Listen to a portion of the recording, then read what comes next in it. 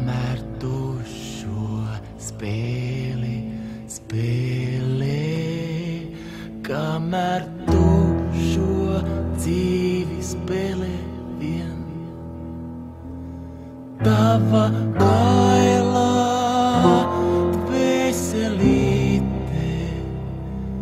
Veselīte, purvas. Tiešām pateicoties divām ļoti aktīvām sievietēm, Raimonda vārdiem sakot bitītēm, šogad 4. reizi, kad notiek šis pasākums, viena no nominācijām ir 1. reizi. Rīgas pilsētas gada sporta skolotājs. Ovācijas.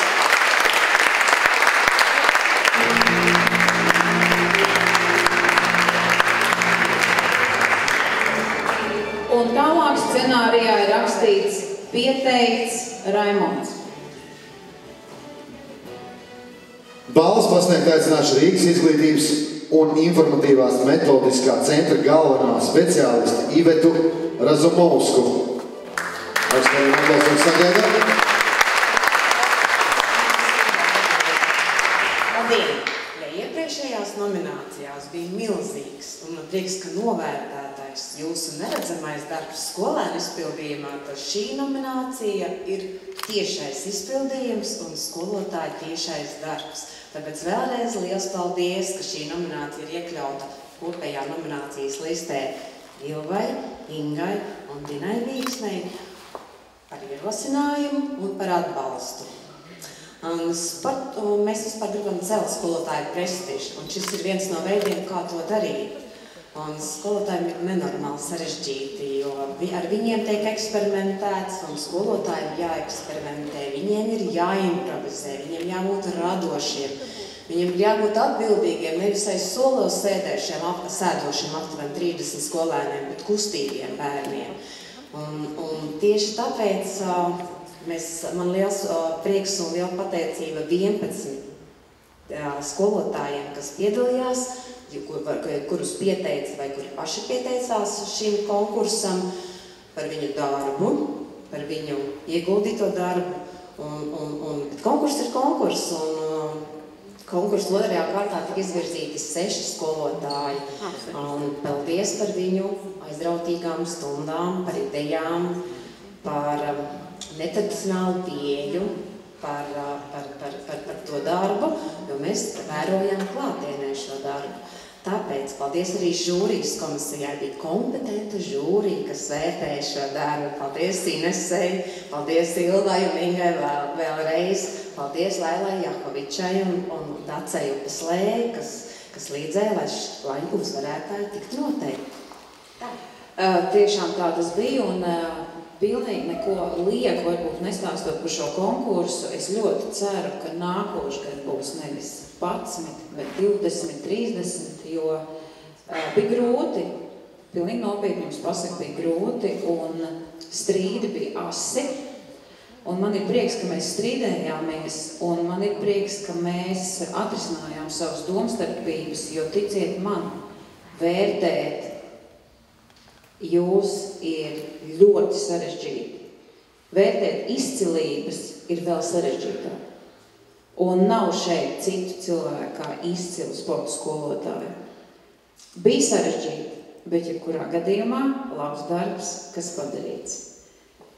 Un tā nominanti Gita Pērkone, Rīgas Franču licejs.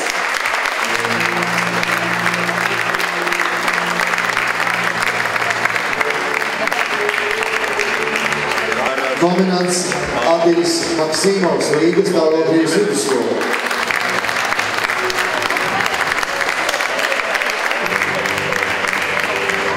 Nominantu vidū Jevgenija Kalašņikā, Rīgas Dolikotas ģimnāzijā.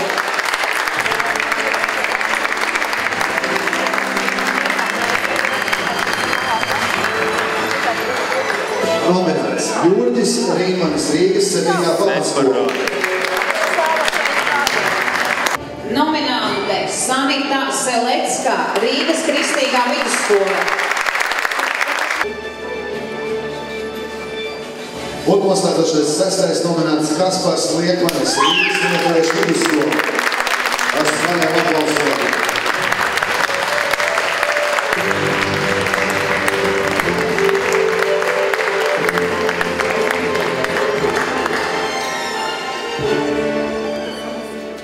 Dienas režīms, nedēļas režīms mums bija apmēram tā.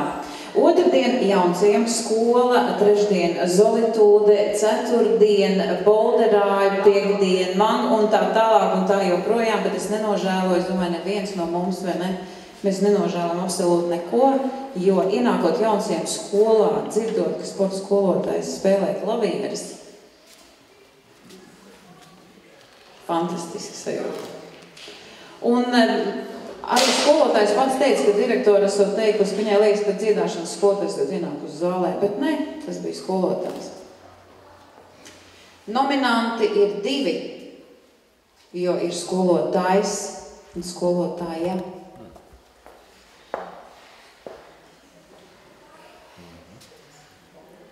Intriga. Laureāte Jevgenija Kalašņika.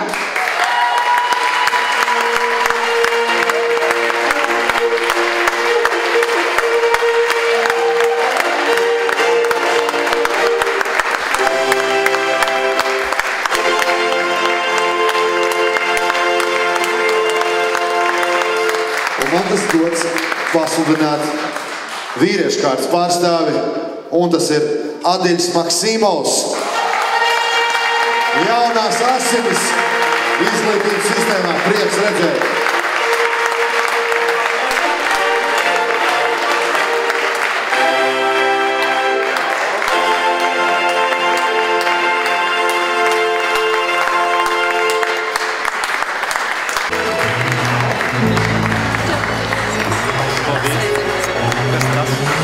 Apskaties.